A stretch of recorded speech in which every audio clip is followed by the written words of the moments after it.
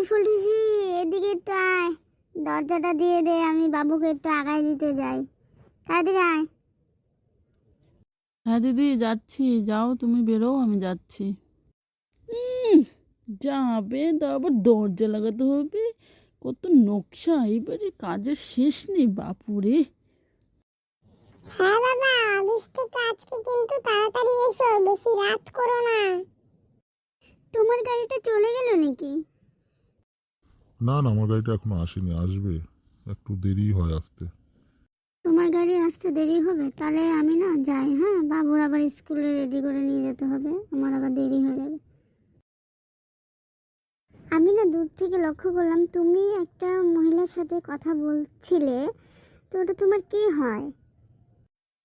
ছাড়ো তুমি, ও কে, তোমার ওগুলো শুনে লাভ নেই, ঠিক আছে? তুমি এখন তোমার কথা বলো, ঠিক আছে?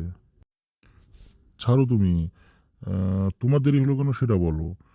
আমি চিন্তা করছিলাম তুমি আবার আজকে চলে গেলে কিনা।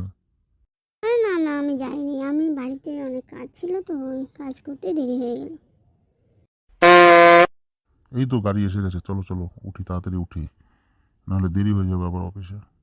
আজকে না বসের কাছ থেকে ছুটি নিয়ে আজকে একটু পার্কে যাব ঘুরতে। হ্যাঁ, না না, হবে না মনে হয়, কেন কি বস মনে হয় ছাড়বে না, যা দেরি করায়।